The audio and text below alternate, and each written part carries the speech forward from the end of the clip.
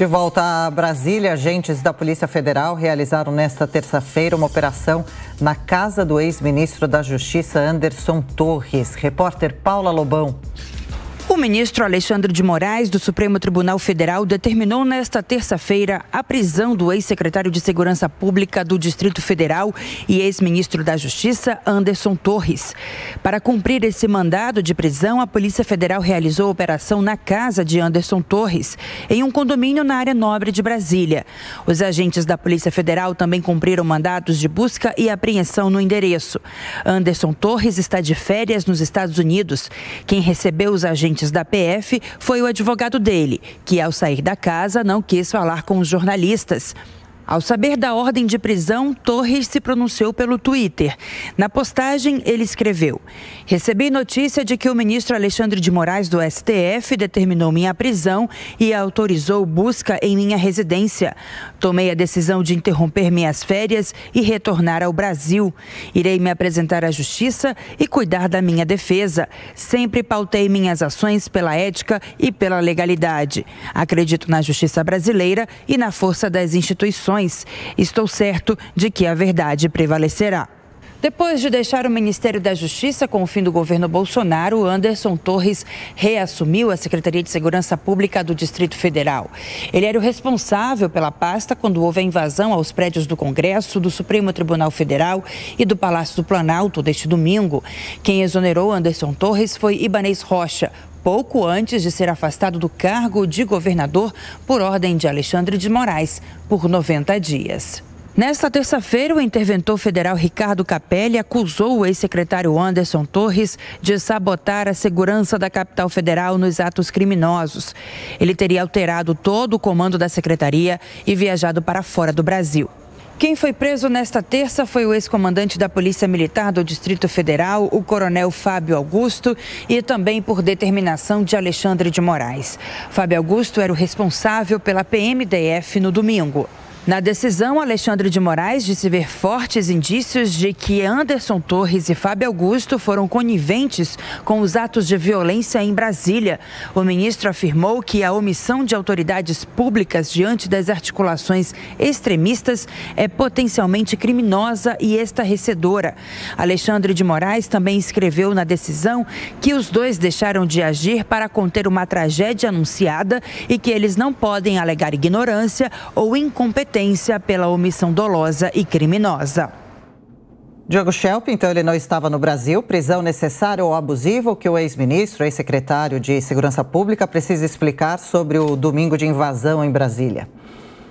Pois é, o começo desse imbróglio se dá quando o governador Ibanez Rocha decide convocar Anderson Torres para ser secretário de Segurança do Distrito Federal, quando se tinha absoluto conhecimento de que o clima em Brasília era bastante ruim e que havia risco, né, de protestos violentos. A gente precisa lembrar que desde que se instalou, né, aquele acampamento diante do quartel em Brasília, Brasília se tornou um barril de pólvora, né? E os atos de violência não aconteceram apenas no dia 8, sem nenhum aviso anterior. A gente precisa lembrar que no dia 12 de dezembro, quando houve a diplomação de Lula, já ocorreram atos de vandalismo com carros sendo queimados, ônibus sendo queimados na capital. Depois, no dia 24, a gente teve uma tentativa de atentado terrorista, e aí a expressão é usada corretamente, quando um frequentador desse acampamento, mais de um,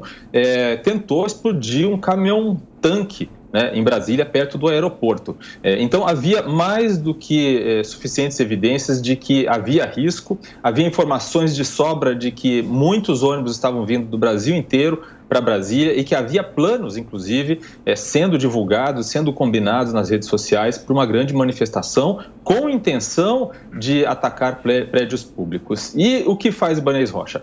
Convoca, então, nomeia o secretário de Segurança, aquele que era o ministro de Justiça do governo anterior, justamente o governo que aqueles manifestantes diziam querer defender, queriam que continuasse à frente, né? Então já foi uma decisão equivocada de saída. E o que faz Anderson Torres assim que assume o cargo? Ele exonera, né, uma parte do comando da secretaria, nomeia novas pessoas e vai viajar numa situação, num momento ainda crítico, com um acampamento ainda instalado. Então, o Alexandre de Moraes, inclusive, aponta quais são as evidências de que teria havido omissão por parte dele.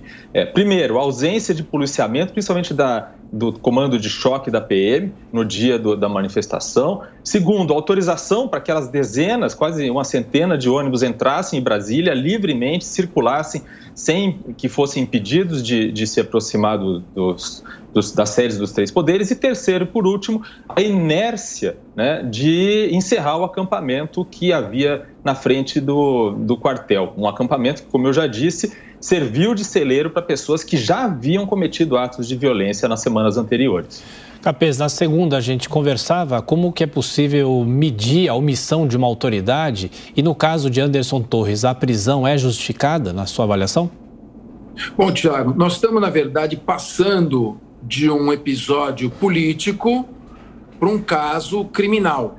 Então, as evidências que estão surgindo, é muito cedo para fazer uma análise, porque, como é um caso criminal, um caso concreto, inclusive de integração de organização criminosa para a prática do crime do artigo 359-L, que é tentar restringir ou eliminar o exercício dos poderes mediante atos de violência ou grave ameaça, com penas de 4 a 8 anos.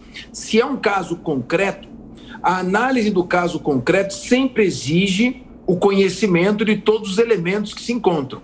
Então, é preciso aguardar para saber o que justificou todos os indícios, o contorno, o que está por vir ainda, o que pode ser revelado ainda. O importante para aquele que está nos acompanhando, que ele saiba, é o seguinte: a omissão dolosa é um crime previsto no Código Penal, é o artigo 13, parágrafo 2º, que diz o seguinte: quando a autoridade ou qualquer pessoa tinha por lei a obrigação de agir, quando a lei impunha o dever de agir, quando era possível agir e não houve vontade de agir, a omissão passa a ser equiparada a uma ação. Então, a omissão dolosa significa que, ao se recusar, tendo ciência de que deveria agir, de que poderia agir, é como se ele estivesse participando. Ou seja, ele é partícipe de todos aqueles atos. E essa é uma acusação extremamente grave. Para ser decretada a prisão, e agora que ela vai ser analisada para ser ratificada ou não, deve haver algum indício nesse sentido. Então fica muito difícil, diante de um fato, que já não é mais um fato político. A evolução dos fatos do domingo e a sequência de informações que chegaram mostra algo que sai completamente do debate político. É um caso criminal. E um caso criminal tem que ser analisado com os princípios do processo penal, da Constituição e com os elementos concretos de prova. Eu sempre prezo muito a presunção da inocência, mas temos que analisar quais são os indícios concretos até agora, e isso é a sequência dos atos que vai nos mostrar.